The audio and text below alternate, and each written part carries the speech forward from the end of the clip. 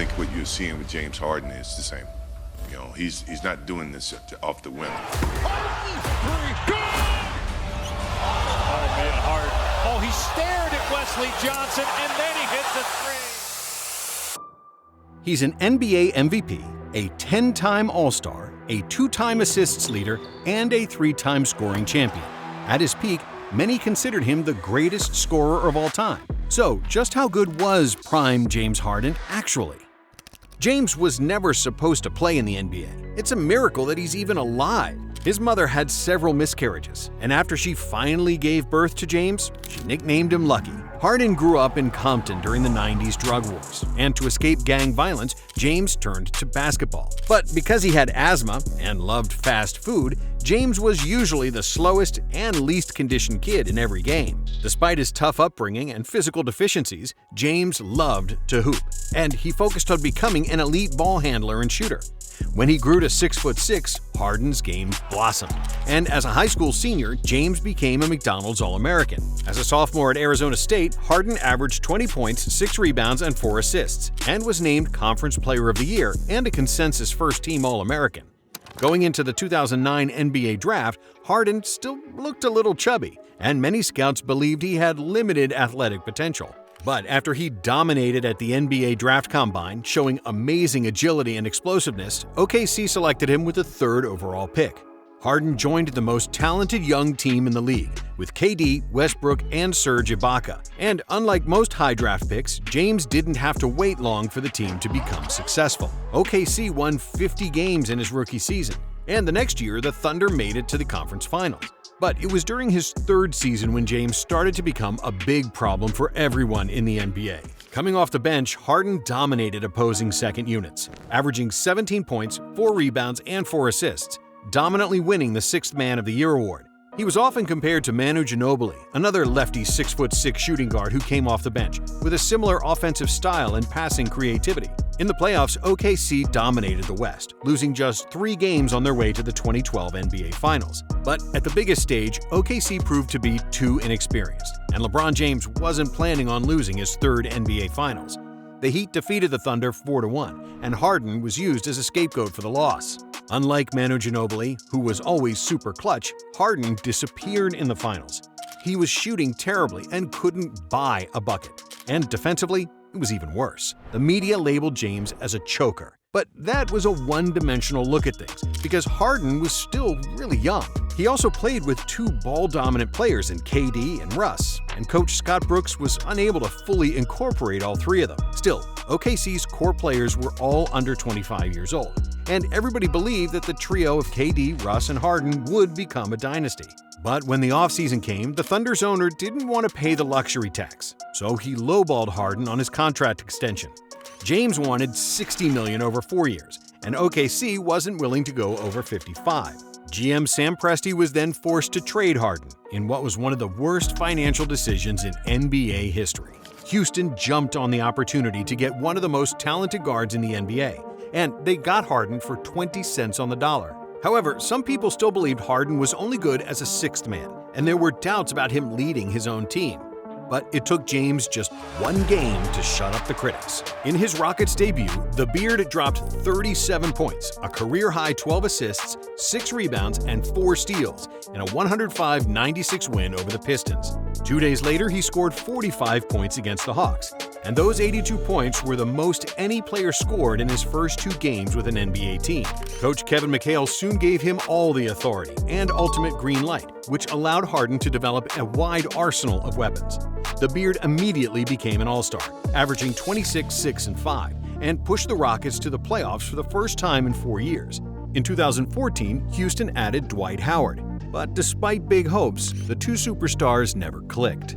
James wanted to push the pace as much as possible and used transition as an easy way to score points, while Dwight felt that he should get more touches in the post. But Harden forced the pick and roll, and he viewed Dwight as only a screener and a lob threat, which were actually Dwight's strengths. But the big man didn't want to be a role player. Despite Howard's wishes, it was clear who was the best player on the team. When he had the ball in his hands, Harden's game looked like a basketball 6th sense, dancing on the verge of talent and pure instinct. Harden developed all assets on the offensive game to absolute perfection. His Euro step was bad when he first came to the league, but he perfected it over the years and made it slower and more methodical, and it was soon the best Euro step in the NBA. The way Harden flailed his arms on drives, tangling the arms of defenders to draw a foul, was revolutionary, genius, and disgusting all at the same time. But the best aspect of his game was how the Beard steamrolled to the basket, read the defensive reactions, and then in 1 millisecond made the perfect counter move. In 2015, Harden was named to the All-NBA First Team and finished second in the NBA MVP voting, behind Steph Curry. However, many people believed Harden was robbed, which was confirmed by the players, as James was later voted as the MVP by the Players Association. And even though the Rockets made it to the 2015 Conference Finals, it was clear that the relationship between their two superstars was dysfunctional. Almost as dysfunctional as deciding what to eat every day, constantly having to go out and buy groceries just to prepare tedious and boring meals. Well, look no further than HelloFresh, who takes care of the meal planning and delivers pre-proportioned ingredients right to your home. So whipping up delicious homemade meals is a walk in the park. Simply choose your recipes, pick your delivery date, and enjoy pre-proportioned ingredients and easy step-by-step recipes delivered right to your doorstep. And with 40 different chef-crafted recipes to select from every week, not only will you have extra time, you'll also have variety for breakfast, lunch, and dinner. You can even add on game day snacks from a curated selection of over 100 add-ons. All you need is 15 minutes, and you'll be enjoying a tasty homemade meal that's 25% cheaper than takeout and less expensive than grocery shopping. And look, just before I recorded this, I busted out the chef's cap and I whipped up the chicken thyme with green bean couscous. And guys, look, I know HelloFresh is sponsoring this, but trust me when I say this, it was simply amazing. I honestly expected it to be good, but I did not expect it to be this good. And so, of course, we've got a deal you can't pass up. Go to HelloFresh.com and use code 50NonStop at checkout for 50% off plus free shipping. Yeah, that's 50% off and free shipping with code 50NonStop. Visit the link in the description for this can't-miss opportunity. After a disappointing 2016 season that saw the Rockets get bounced in the first round, James and Dwight weren't on speaking terms anymore, and Howard was soon traded to Atlanta. For the 2017 season, the Rockets hired Mike D'Antoni as their head coach. D'Antoni was long aware of the power of the three-pointer, and with the blessings of the analytics team and GM Daryl Morey, the Rockets decided to shoot as many threes as humanly possible. Modifying the 7 seconds or less offense he used with the Suns, D'Antoni gave another meaning to the term run and gun. With over 40 threes per game, Houston broke the all-time NBA record in three-pointers attempted in a season. With 3,306 attempted threes, they shattered the previous record by 714, shooting 27% more threes than the 2016 Warriors. Harden thrived in this fast-paced offense, and because D'Antoni made him a point guard and had the whole offense running through him, James was stringing together triple-doubles like it was a video game. Due to the extremely high usage rate, Harden's numbers exploded. On December 31, 2016, Harden recorded a triple-double with 53 points, 17 assists, and 16 rebounds in a 129-122 win over the New York Knicks, becoming the first player in NBA history with a 50-15-15 stat line. On January 27th, he dropped 51 points, 13 rebounds, and 13 assists in a 123-118 win over the 76ers, becoming the first player in NBA history with multiple 50-point triple-doubles in a season. The Beard finished the regular season with 22 triple-doubles and became the first player in NBA history to finish the regular season with at least 2,000 points, 900 assists, and 600 rebounds. James was the league leader in assists with 11.2 dimes per game and second in scoring with 29 points on average. Harden finished second in MVP voting behind Russell Westbrook, who averaged a triple-double for the year. Despite Harden's individual brilliance, in the second round of the playoffs, the Rockets were no match for Kawhi Leonard's Spurs, who defeated them in 6 games. On July 8, 2017, Harden signed a 4-year contract extension with the Rockets for $160 million, giving him a total 6-year deal with $228 million guaranteed, the richest contract in NBA history at the time. The Rockets added Chris Paul and PJ Tucker to the team, and suddenly, Harden had the most talented teammates since his last year in OKC. However, NBA skeptics believed Paul and Harden wouldn't be able to play together because they are both ball-dominant point guards, and that Harden's numbers would suffer because of CP3. But neither happened. Chris and James coexisted perfectly, and the Rockets weren't so dependent on Harden to make every play. Because Paul relieved him of heavy ball handling duties, James started playing the best defense of his life. while still being the most dangerous scorer in the NBA. Then, on January 30th, with a 114-107 win over the Magic, Harden became the first player in NBA history with a 60-point triple-double. The Rockets finished the regular season as the #1 seed for the first time in franchise history, with a franchise-best 65-17 record. Harden won his first scoring title, averaging 30.4 points per game. The Rockets breezed past the first two playoff rounds to secure a matchup against the scariest team in the NBA, the defending champion Golden State Warriors. Despite Houston being the #1 seed, the Warriors' death lineup seemed unbeatable, and they were the heavy favorites to win the series. Still, after 5 games, the Rockets had a 3-2 series lead, and it seemed like they could do the impossible. But in Game 6, Chris Paul injured his hamstring and was ruled out for the remainder of the series. It all seemed lost. But in Game 7, Houston played great without Paul. They limited the best offense in the NBA to just 43 points and held an 11-point lead at the half. But in the second half, the Rockets missed an NBA record 27 consecutive three-pointers, making just 7 out of 44 shots from deep. With that kind of cold streak, Harden and company lost the lead, the game, and the series. One half of basketball, 2 games. Game 6 and 7. One half of basketball, we just didn't have the same energy that we had in that first half, our pace. So it's extremely frustrating. But it wasn't all negative, because Harden was named the NBA Most Valuable Player, finally winning the award after 2 second-place finishes. Now, after the best regular season in franchise history, it was logical for the Rockets to lose some steam. However, nobody expected their complete downfall. For the 2019 season, Houston lost key defensive pieces in Trevor Ariza and Luc Mbah a Moute, and replaced them with Carmelo Anthony, who made their offense stagnant and their defense leak more than the Titanic. The Rockets were badly organized and disunited. And then they also lost Chris Paul due to an injury. With an 11-15 losing record and without their second-best player, it seemed like the Rockets would miss the playoffs. And then James Harden went ballistic. The Beard dropped 30 or more points in 32 straight games. In 18 of those games, Harden scored 40 or more points. 4 times he had at least 50, including a 61-point performance at Madison Square Garden.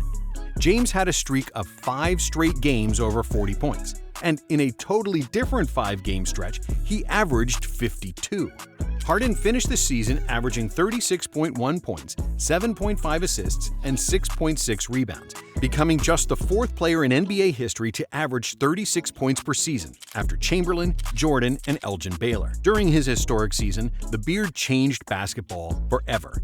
Before 2019, Harden's left drive was arguably the most devastating offensive move in the entire NBA. The sheer volume of his drives put constant pressure on the defense, and his playmaking brilliance limited the amount of help the teams could send at him. Perfect ball control and silky dribbling, combined with exceptional strength and an elite first step, allowed Harden to create an advantage right at the start of the action.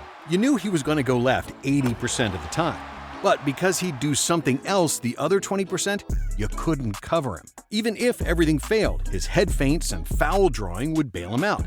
And that's what made him an ultimate scoring machine. But in 2019, Harden was no longer using the left drive as his primary source of offense. Instead, he perfected a signature shot that was basically unguardable, the step-back three-pointer. The move was so effective that he started using it often. Abnormally often. Harden was launching so many step-back threes that opposing guards started defending him in a way that was almost comical.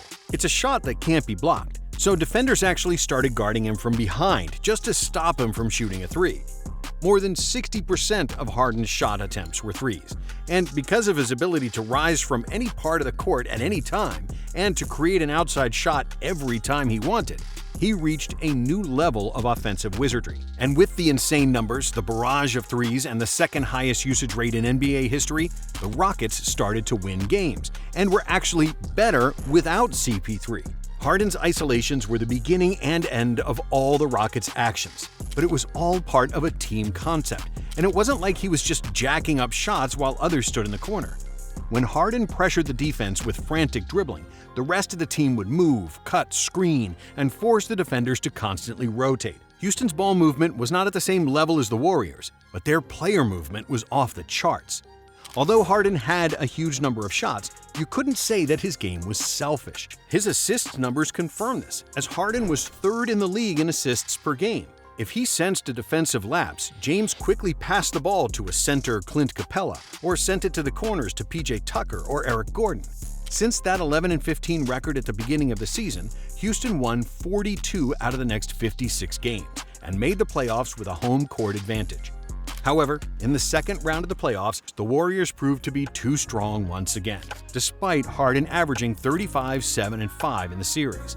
After the season, Giannis won the MVP, leaving Harden's historic season without a trophy. And in the next few years, James changed teams, had several injuries, and his effectiveness decreased, and he always came up short in the playoffs. But if we only look at his prime with the Rockets, it's fair to say that there were only a few players in the history of basketball who forced defenses to make so many adjustments and who were the ultimate triple threats. Other than LeBron with the Cavs, there was nobody in NBA history whose team's entire offense ran through their hands as much as the Rockets did through Harden's. There are less than 20 NBA players ever who redefined how the game was played and how it was officiated, and Harden was one of them. But despite being a basketball genius, James was never, and never will be, a favorite among neutral fans. Harden flopped too much in the past. He draws too many fouls, which kills the pace of the game. He dribbles too much. James Harden, to me, what he's accomplished, 3 years ago, we said, I would hate to play with this guy. Yeah. He dribble, and then shoots a step back three. He doesn't always play defense and spends a lot of time in strip clubs. When it was most important, Harden wasn't clutch. And he has a rich history of inefficient shooting in the playoffs.